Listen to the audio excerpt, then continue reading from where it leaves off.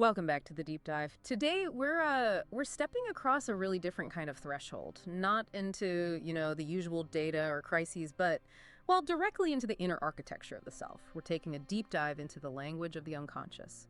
Our source material today, it's less about facts and figures, much more about the architecture of feeling. We're exploring that space where logic kind of dissolves and the truth, well, it speaks in images. That's exactly right. Our mission, if you like, is to decode these forgotten parts of the psyche. And it's really not about clinical analysis so much as it is about guided recognition. We're looking for that presence that never really left us, the parts of ourselves that just learn to hide behind all that adult armor and, well, performance. Okay, so let's start by actually stepping into that forgotten space. Try and tune in to the sensory details. Maybe for you, the air feels thick, maybe with the scent of old linen or, I don't know, warm milk, or perhaps that sort of sweet, dusty smell of old crayons. We're looking for the environment of the self when it was most vulnerable, right? The place that got sealed off when the world started demanding resilience. And often the first thing we encounter there is the imagery, those specific, tangible details that just seem to stick in the memory. So if you look around this metaphorical room, you might trace the peeling wallpaper, maybe the pattern's faded like ghosts of flowers, and somewhere in there, there's usually that abandoned toy. Not broken, not even really lost, just waiting. The bear with one button eye or maybe a chipped wooden train. Right, those objects, the wallpaper, the forgotten toy, they really grab our attention straight away. So what are they, really, in the context of this deep dive? Well, they are what we'd call the manifest content. They're the symbolic surface, the things our conscious mind can actually recall quite easily. But crucially, they're not just memories. The sources are pretty clear on this. They're more like fragments of emotion wearing costumes. That ache of recognition you feel when you see them. That's because they're placeholders for feelings. Yeah. Feelings that were maybe deemed too vulnerable or even too dangerous to carry into adulthood. And this connects to that central idea of exile, doesn't it? It's not that the child part of us was lost or just grew up naturally. It was actively exiled, pushed down into the basement of the psyche, kind of buried under layers of should and must. And when you imagine lifting that forgotten toy, the feeling is instant. It feels lighter than you remember, maybe, or perhaps it's you. Maybe you're just heavier now, burdened, armored, adult. Which leads us right to the most powerful figure in this whole landscape, the shadow. And the sources really emphasize this. This figure is often misunderstood. It's not some monster lurking, not a menace. It feels familiar. It's really the collection of all those aspects of yourself, the desires, the feelings, the ways of being, that your conscious personality, the ego, decided were just unacceptable. Unacceptable or weak, or maybe dangerous to show to the outside world. That distinction feels really important. It's not a villain, it's actually a reflection, like the face you wore before the world taught you how to perform. But if these parts are just rejected, how does the psyche manage to hide them so effectively, for years and years? Well, that mechanism is repression. And we need to be clear about this definition because repression often gets a bad rap, right? But the sources frame it a bit differently. Repression is that psychological process of pushing painful or unwanted thoughts, desires, out of your conscious awareness. But not because they're inherently bad or weak, but because the external world deemed them dangerous.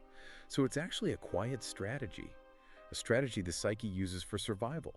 The child didn't consciously decide, I'm going to forget this. The brain just adapted. It developed a defense mechanism to hide what the environment punished. Okay, so the child basically learned to be a kind of secret agent for their own feelings. That makes sense. Can we look at maybe some real-world examples from the sources? How does this repression show up symbolically in those flash memories that seem to stick with us? Oh, absolutely. Think about maybe a sudden intense memory you might have of hiding under a table during a fight you didn't understand as a kid. That table, in that specific moment, it wasn't just furniture, it was sanctuary. The act of hiding itself was symbolic self-preservation. Or maybe you remember drawing a family picture and then erasing your own face from it. The repression there wasn't really self-hatred, not necessarily. That erased face was a kind of sacrifice, a sacrifice needed maybe for the rest of the picture to look happy, to maintain that external harmony. And what about those small, sort of intentional acts of secrecy, like locking a diary with one of those tiny keys? Oh, that key is a perfect symbol for protection, isn't it? It's probably not about secrecy from friends. It was protection from a world that punished vulnerability, punished honesty. Because direct speech was just too dangerous sometimes. If saying I'm scared got you labeled weak, or if I need you was seen as neediness, well then the exiled child learns to speak in code. They speak through those symbols, those forgotten toys, maybe through sudden inexplicable tears during a commercial, or even in that persistent low-level feeling some people have of always apologizing just for existing. Wow. Okay, so that brings us deeper, right, to the core. Beneath the manifest content, those surface symbols, lies the latent content, the forbidden wish. Let's move beyond just the imagery now and look at the engine driving all this repression. What did that silenced part of the self actually truly want? Well, the list of those repressed desires is often devastatingly simple and profoundly human. The deepest needs were usually things like wanting to be loved without having to earn it, wanting to be held without asking, maybe wanting to scream and not be told to quiet down, just wanting to be small and still matter. To be seen for who you were fundamentally, not just for what you could do or achieve. And this is where we can really connect that internal architecture to our external adult lives, right? How does the source material trace this repressed desire into our adult struggles? For instance, why might an adult still flinch at a raised voice, even when they know they aren't actually in danger? Because that noise, that tone, it sounds exactly like the ones that once told them to be quiet, perhaps. Or the ones that signaled instability, danger. Or look at something like overworking. It's often not just ambition, is it? It can be an enactment of a deeply repressed belief that love only came with a price tag. Only if you're good, only if you achieve, only if you're perfect. So the hustle, the constant striving, it becomes a continuation of that old strategy to try and earn worthiness. And what about relationship patterns? You hear about this a lot, like the pattern of chasing partners who are maybe unavailable or emotionally distant. Yes, the sources explain this quite beautifully, I think. It's generally not a conscious preference for pain, not at all. It's often because that distance, that unavailability, it actually feels familiar and therefore oddly safe. The fragmentation, the conditionality in that kind of relationship, it feels predictable. It mirrors, in some way, the love that was known first. Real proximity, true unconditional love that can feel terrifyingly unsafe because it deviates so much from the original, let's say, trauma map. Okay, before we move on, we should probably touch briefly on how the sources use the term sexuality in this context. It can be easily misunderstood. They aren't really talking about adult acts here, are they? No, absolutely not. That's a crucial clarification. When this kind of literature discusses sexuality in relation to the exiled self, it's really referring to energy, or what classical Freudian terms might call libido, which is essentially life energy. It's that raw, fundamental, almost trembling pulse of wanting to be wanted, wanting to feel safe, wanting to belong. The child's latent desire wasn't for erotic fulfillment in the adult sense, it was for fusion. That simple warmth of skin against skin without shame, the safety of a gaze that didn't judge or look away, that's the real soul's hunger. Okay, so if the language of the shadow is symbolic, then the dream state must be where this code is most potent, most visible. Let's maybe analyze a couple of specific dream symbols that come up in the sources, starting with water. Dreams of water, flooding, tides, maybe being pulled under. We often think of that as just fear, right? Well, the sources suggest that while deep, turbulent water is scary, it also carries this incredibly powerful longing. Water is perhaps the oldest symbol we have for the womb, for that feeling of being completely held and carried. So the dream might actually be expressing the deepest wish of not having to swim anymore, not having to struggle, just being supported entirely by some external force. It's a longing for that primal safety. Huh, okay. And what about those really common dreams of falling? Again, often interpreted as just a lack of control or anxiety, but the shadow might know better. Falling can be about missing the arms that used to catch you, that feeling of secure support. And conversely, dreams of flying. They aren't always just about escape or freedom in the abstract. They can be a remembrance.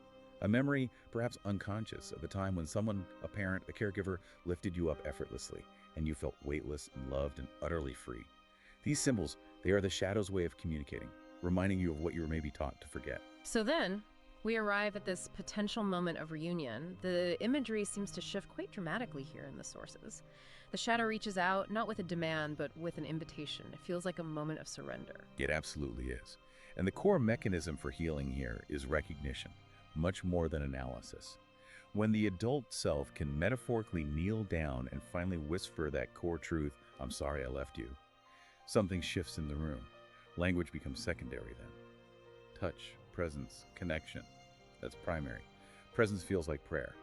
This is that moment where the shadow is finally acknowledged, not as a failing, not as something wrong, but as a faithful, waiting part of your own self.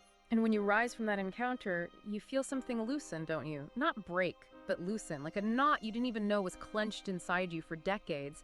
And the shadow doesn't follow you out of the room, as it were. It gets absorbed, it's carried now, maybe in your ribs, in the way you breathe, and you leave the door, maybe just a little ajar, just in case. Yes. That open door is the final crucial message, I think. The repression, that was about survival. But the return, that's about life. You realize you weren't broken, you were just encrypted. And the symbolic language we've been decoding today, that's the decryption key, the dream state, or even just that moment of deep inner recognition. It isn't an escape from reality. It's a return to the part of yourself that actually never stopped loving you.